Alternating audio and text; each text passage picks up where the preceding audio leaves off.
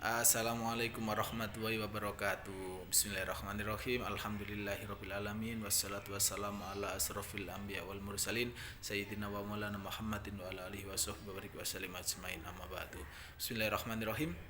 Bertemu lagi di pembelajaran bahasa Indonesia untuk kelas 10 MIA 1 dan MIA 2. Pembelajaran ini disusun untuk pembelajaran daring bahasa Indonesia dengan materi kedua yakni merevisi teks laporan hasil observasi. Sebelum kita mulai pembelajaran kali ini, kita mulai dengan membaca bacaan bismillah terlebih dahulu. Semoga apa yang kita pelajari nanti mendatangkan ilmu yang bermanfaat untuk kita semua, sehingga pada akhirnya mengantarkan kita untuk memasuki surga melalui ilmu yang kita pelajari hari ini. Bismillahirrahmanirrahim. Sebelumnya kita sudah belajar tentang menginterpretasi laporan hasil observasi. Di sana kemarin kita sudah belajar tentang paragraf, kita sudah belajar tentang membuat rangkuman dan seterusnya. Di pembelajaran kedua kali ini kita akan belajar tentang merevisi teks laporan hasil observasi. Materi kali ini sangat singkat. Nanti penugasan bisa Anda kumpulkan via e-learning mulai hari ini, hari Rabu sampai hari Rabu depan insya Allah. Saya akan berikan kelonggaran waktu untuk itu. Teks laporan hasil observasi kemarin kita artikan sebagai sebuah pengamatan yang mendetail, sebuah pengamatan yang kita lakukan terhadap sebuah objek yang kemudian menghasilkan sebuah laporan hasil observasi. Sebuah teks laporan hasil observasi disusun dengan struktur pernyataan umum, kemudian deskripsi bagian dan deskripsi manfaat. Materi pertama kita yakni tentang pernyataan umum. Apa itu pernyataan umum?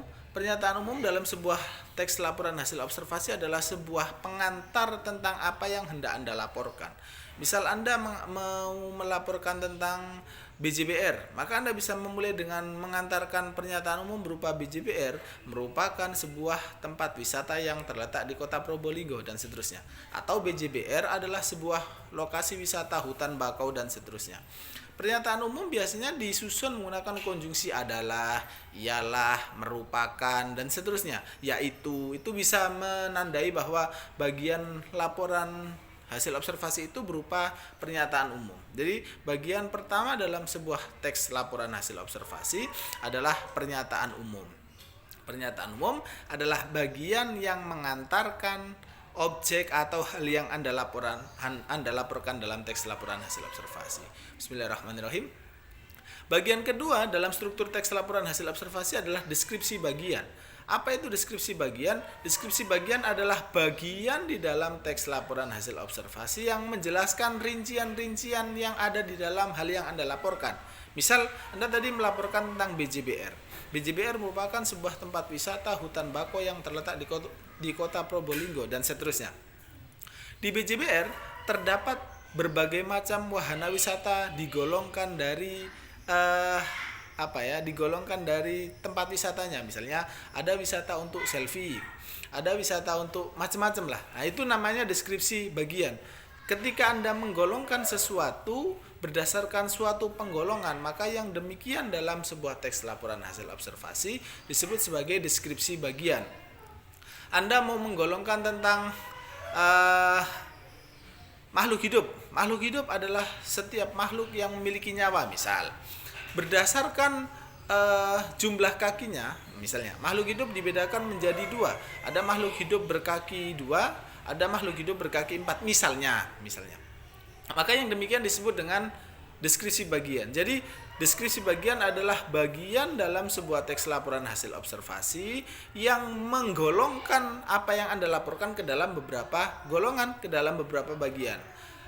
Deskripsi bagian yang bagus adalah sebuah deskripsi bagian yang memiliki dasar. Misal, manusia berdasarkan jenis kelaminnya dibagi menjadi dua. Nah, ada dasarnya. Apa itu? Jenis kelamin. Ada laki-laki, ada perempuan. Nah, begitu. Jadi, deskripsi bagian yang bagus adalah deskripsi bagian yang menggolongkan sesuatu menggunakan dasar yang jelas. Misal, kita golongkan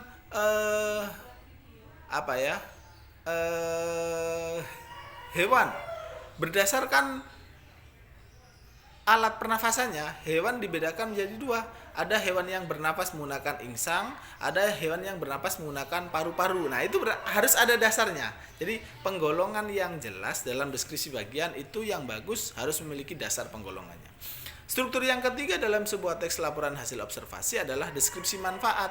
Apa itu deskripsi manfaat? Adalah kegunaan dari apa yang Anda laporkan. Ketika Anda melaporkan misal tentang BJBR. BJBR adalah sebuah tempat wisata yang ada di Probolinggo, itu pernyataan umum. Berdasarkan cara tempat wisatanya, BJBR dibedakan menjadi wisata selfie, ada wisata permainan. Deskripsi bagian. Kemudian deskripsi manfaat berisi apa kegunaannya.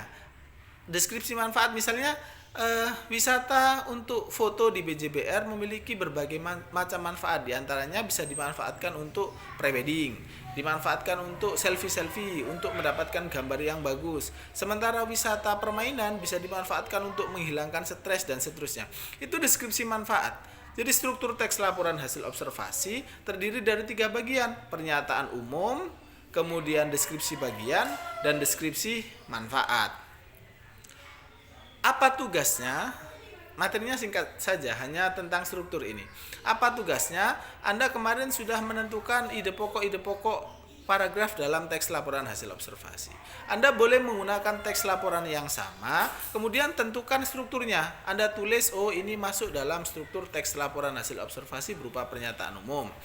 Yang kedua, Anda bisa memasukkan ke dalam deskripsi bagian. Yang seterusnya deskripsi manfaat. Jadi teks laporan hasil observasi yang ada Anda baca.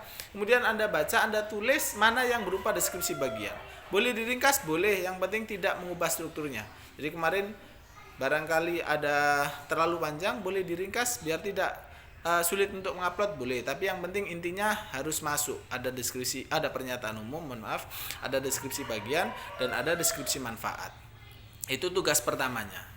Yang kedua, materinya berkaitan dengan merevisi. Apa itu merevisi? Merevisi itu kan memperbaiki. Apa yang hendak diperbaiki? Teks laporan hasil observasi yang panjang itu terkadang memiliki kesalahan-kesalahan penulisan. Nah, kesalahan-kesalahan penulisan itu saya tidak bisa menjelaskan secara umum semuanya, karena itu Anda harus belajar tata bahasa baku bahasa Indonesianya Hasan Alwi. Anda harus belajar ejaan yang disempurnakan tahun 1978. Anda harus belajar banyak buku. Singkat katanya, apa yang direvisi adalah jika dalam teks laporan hasil observasi itu terdapat kesalahan-kesalahan penulisan, Anda perbaiki di bawahnya. Misal, imbuhan K harusnya mengupas, tapi tulisannya mengkupas. Nah, Anda tulis tuh mengkupas, kemudian Anda perbaiki jadi mengupas. Misal lagi mencuci tapi ditulis menyuci. Anda perbaiki yang seperti itu. Kalau Anda menemukan yang begitu, Anda perbaiki. Bagaimana caranya? Anda melakukan literasi, membaca tata bahasa baku, membaca komposisinya Dr. Goris Keraf, membaca banyak buku. Jadi pembelajaran bahasa Indonesia biar tidak semuanya dari saya, Anda bisa menekankan dan memperbanyak literasi dengan membaca banyak bacaan. Boleh di internet, boleh di buku, dan seterusnya untuk memperbaiki kesalahan-kesalahan itu. Penguasa bahasa yang baik adalah penguasa kosakata terbanyak. Jadi semakin Anda banyak membaca, semakin Anda akan menguasai kosakata. Jika Anda menguasai kosakata dan kaidah sebuah bahasa, Anda akan bisa memperbaiki kesalahan-kesalahan di dalam bahasa. Maka banyak-banyaklah membaca untuk menemukan dan mengetahui mana kata atau kalimat yang salah di dalam teks laporan hasil observasi Anda. Cukup. Pertemuan kedua nanti bisa di-share di e-learning.